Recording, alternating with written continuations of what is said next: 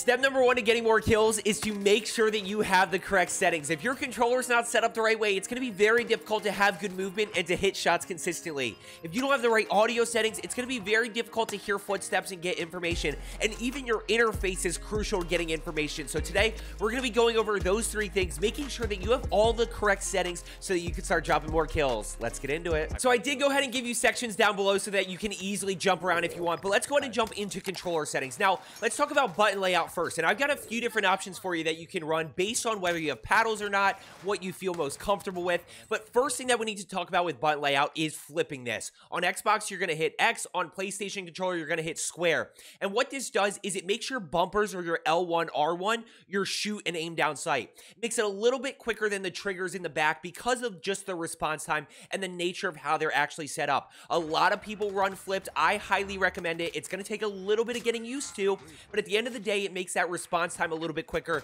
allows you to react a little bit quicker. Now, in terms of button layout, you really have three different options. Understand that when it comes to button layout, what it really comes down to is two movements: crouch, prone, slide, and jumping. That is going to give you the basis for all of the movements that you need to do. It's going to allow you to slide cancel, slide around corners, drop shot. It's going to allow you to jump peek corners, allow you to bunny hop. And it's going to allow you to do all those things while keeping your right thumb on the right stick, allowing you to aim. Now, like I said, we have three options here. The first is going to be default flipped. If you play claw or if you have paddles that you can easily map, this is a great option for you. Just make sure that you can hit that slide button and hit that jump button.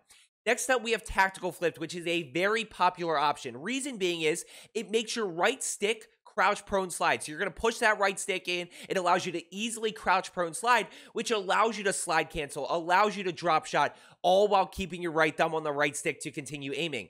Now, the last option for you, which is where I think a lot of people struggle, is what do I do if I have a normal Xbox controller?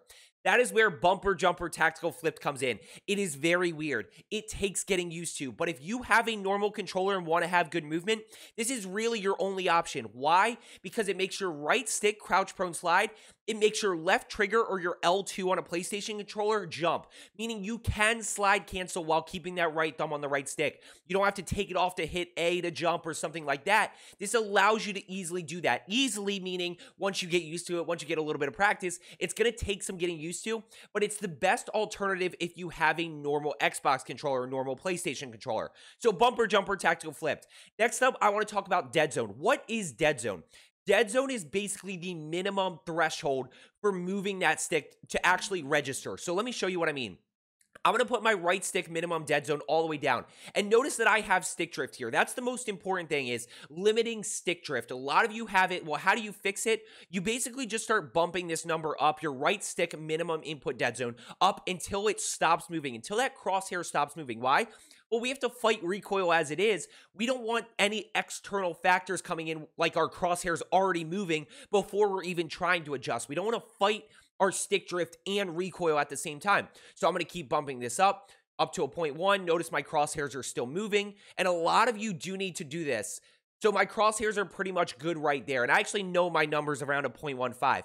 Now let me talk about left stick minimum input, because this is something that a lot of people get wrong. It's one of the biggest mistakes that I see, and it just dawned on me this season about why people are doing this.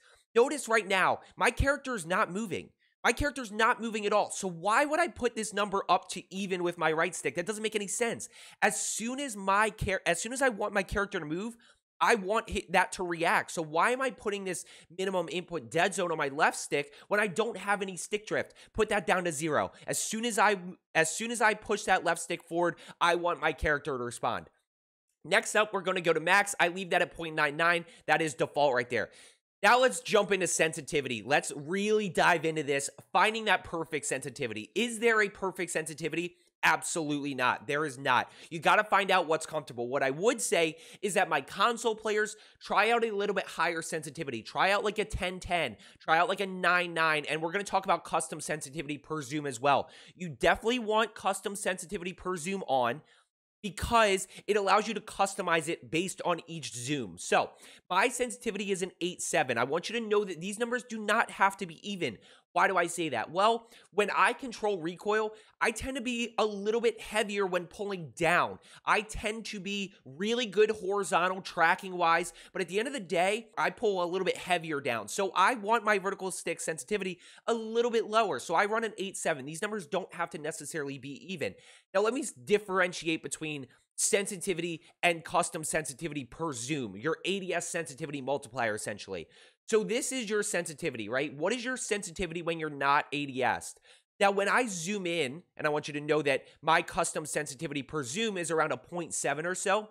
When I zoom in, now it adjusts my sensitivity, allows me to be a little bit more precise. A lot of you have this number at like a 1 something, or basically it's not low enough. You want to be able to hit shots. And at the end of the day, you should be able to consistently hit shots with your sensitivity. That's kind of how to find your perfect sensitivity, is just shoot this wall right here, move a little bit, make some adjustments, and see how that feels. Shoot this, shoot it in Plunder, shoot it in Modern Warfare multiplayer, and see how it feels. A lot of sensitivity is just going to be getting used to it. Understanding, do you pull really heavy on the stick? Do you miss shots above? And really getting used to it. Now, my console players, like I said, try out like a 9.9 or a 10.10.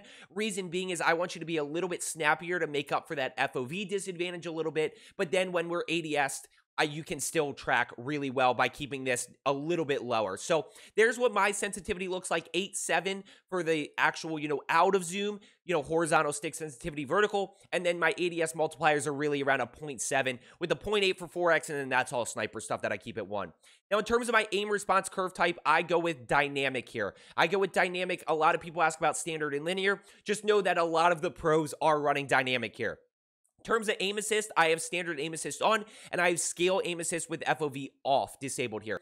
The other one that I want to talk about is down here. Use reload behavior should be set to either contextual tap or tap to use. And what that means is when you are running around opening crates, when you're picking stuff up, picking plates up, picking money up, all you have to do is hit that engage button, hit that X button, hit that square button. That allows you to pick it up much quicker. If you don't have it on this, then what you have to do is wait for the whole entire thing to basically load up. It takes an extra half second. It takes longer than it actually should. That allows you to run around. Now, what's the difference between tap to use and contextual tap? Tap to use means when you are engaging with something, engaging with a crate, engaging with an armor satchel, you just tap to use it, but you still hold to actually reload. If you want that same mechanism to be for reloading, put on contextual tap. So this allows you to run around, allows you to tap X to open a crate, basically pick up a satchel. It also allows you to easily tap X to reload. So a lot of people run contextual tap, but if you still want to have that separation and hold to reload, you can put it on tap to use. The other thing that I'll say here, slide behavior should be set to tap. Keep it simple. Make it, you don't want to have to hold it, just tap to use this way. It's super easy to slide cancel, super easy to slide around corners. Tactical sprint and automatic tactical sprint. Automatic sprint is the more important one, but I have it on automatic tactical sprint, as should you. If you want better movement, automatic tac sprint, reason being is, as soon as we push this forward, it's going to go. Now, does it take some getting used to? Absolutely. There's certain things you got to keep in mind, like you auto mantle a lot of times, whereas you can just jump up. If you're pushing forward on the stick, you're going to auto mantle. Same thing over here. Notice that you jump up and then you go. But a lot of times you got to be careful with that, especially over those little walls when you're trying to hit jump spots. But overall, I want to be able to sprint, and it allows us to easily reset our slide cancel. You can see here, slide, slide, jump, and we automatically reset that tactical sprint. The other thing is parachute auto deploy. Definitely disable this. It doesn't even matter. As soon as you pull your parachute once, it disables anyway. So just turn it off, get to the ground quicker. That's going to really help out. Now let's go to interface real quick, and then we'll finish up with audio settings. Just a few things here. I do not run a colorblind type. Horizontal display. I actually have this at 50. I've been playing around with this a lot. At the end of the day, 0 brings it further into the screen. 100 pushes it further a little bit away. I kind of like this middle ground where it's super easy to see. It's easy to see peripherally when I have a UAV up. As soon as I get that kill on Rebirth, I can check that minimap. Also allows me to easily see things like how much ammo I have left. Do I have an ammo box? How many, stims do I have left? But it's not too far away. Okay, so this one right here is super important, and I actually think there was an update pushed out on console that reverted this back to its default. So make sure you change this.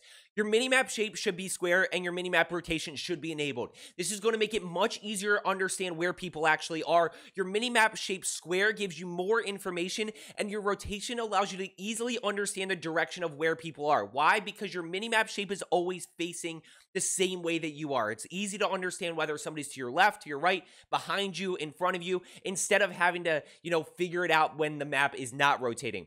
Now, show compass, I have enabled compass cardinal direction. I have letters, nothing really important there. That's all based on preference. So let's go into audio settings here. Now, in terms of audio mix, boost high versus boost low, this is an age-old debate right here, and I'm going to settle this very quickly.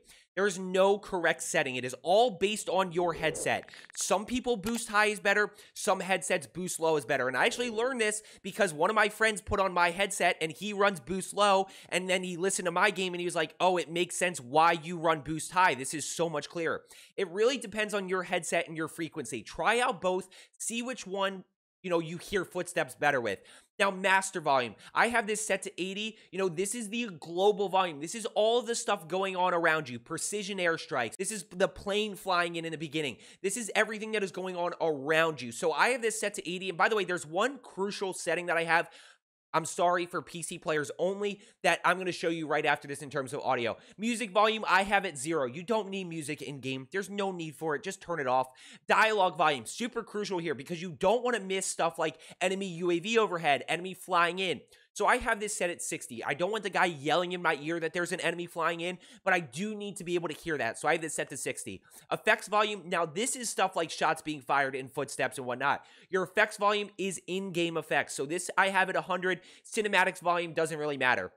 In terms of hit marker sound effects, that's totally up to you. I have mine set to Modern Warfare. So really only 3 other things that I want to talk about here. The first is going to be voice chat volume. What level should this be set at in terms of hearing your teammates? Well, you don't want your teammates being overbearing and in a situation where you need to hear footsteps and they're just shouting in your ear, but you do need to be able to clearly hear them when stuff is going on. I have mine set to 150, but again, as I mentioned before, that's just going to be a little bit based on your headset. Last thing that I'll say is war tracks as a passenger. Please disable this. You don't need to be listening to music when you're flying around in a car or flying around in a heli. Just disable this. There's really no need for it. You want to be aware about shots being fired, hearing people around you and what is going on. So just disable this.